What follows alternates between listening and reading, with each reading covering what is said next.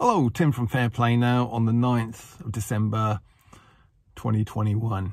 Once again, and twice today.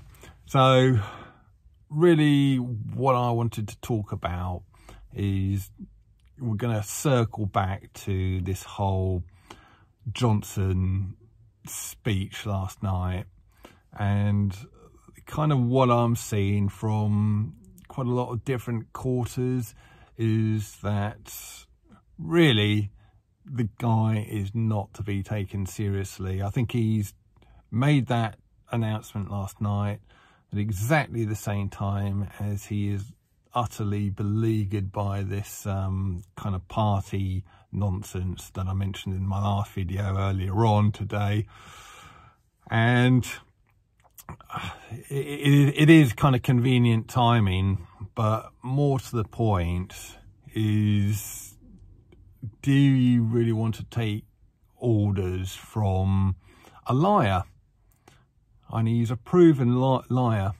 And I remember it was about 2.5 years ago when it was before Johnson became Prime Minister, but when he wasn't that far off becoming so. And I had this customer, I've got this regular customer, and the wife is like a housewife and mother. So she's normally the one who kind of gets me in and tells me what she wants me to do. And the husband is some kind of journalist, kind of writes for the sports sections of one or two different major publications. And apparently he used to work, well, I don't know if he actually worked with Johnson or if he kind of knew him in professional circles and knew of his reputation, because as you probably know, Johnson used to be a journalist back in the day.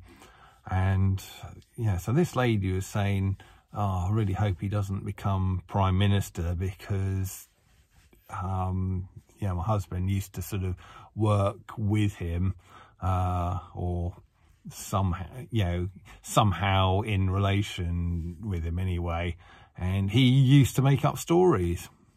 And yeah, that's literally what he used to do. He used to make up stories, or enhance, shall we say, stories to make them a lot more spicy than they actually were, just so he could further his journalistic career. So basically he's a liar. And you've got to question why someone who is that morally bankrupt, how on earth he's become Prime Minister of this country. And yeah, I remember when she said it, I thought, blimey, sort of didn't realise he was quite that shady. But obviously he was. Going back to another thing, I remember it was one of the times when he was running for London Mayor, and he was up against Ken Livingstone. And Livingstone, regardless of what you kind of think of him, positive or negative, but he said that Johnson and his admin team were evil. That's basically what he said. He said they're just utterly evil. And we're going back about 15 years or whatever here. And at the time, I remember thinking, blimey, it's a bit strong, isn't it? Yeah, he might be your political adversary, but describing him as evil is a bit on the strong side. But yeah, it appears now that he may well have had a point. So two people that I've kind of come across in my various ways, so whether it's just reading online or wherever, or from kind of in a more personal sort of way, two people kind of gave me early warning signs about Johnson, and A, that he's a liar, and B, that he's sort of a pretty evil guy. And so really, do you want to be taking orders from a liar, from a morally bankrupt person? And I know what my answer to that question is: absolutely not. I just think from now on, anything that Johnson and his government comes out with is illegitimate, I'm afraid. It's an illegitimate government full of liars and corrupt people. And again, I think I saw an article on GB News, I think it was Dan Wootton who said this, or he had featured someone who said this. Any future lockdowns will just have to be taken on an advisory basis only. Interestingly enough, I think it was again Dan Wootton on his show, he was saying that even the leader of the Scottish Conservative Party has said that,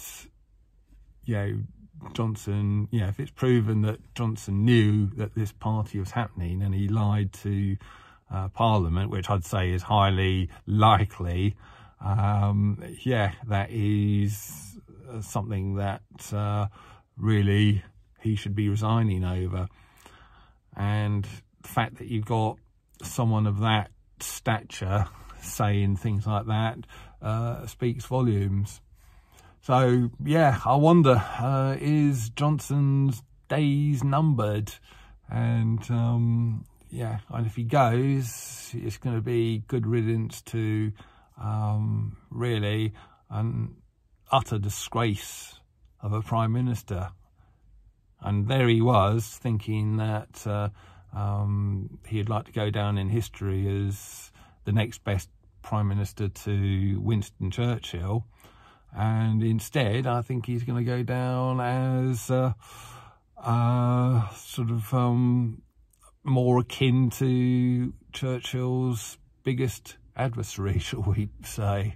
That's probably more how he'll be thought of in the future. So just completely the opposite of how he'd like to be remembered. And that would probably be a fitting kind of way to put him into the dustbin of history, I think. The only question is, if Johnson does go, who will we end up with? And Desmond Swayne would be my vote, to be honest with you, but probably we'll end up with another puppet. And really, is it kind of a case of better the devil you know? So you've kind of got that argument as well.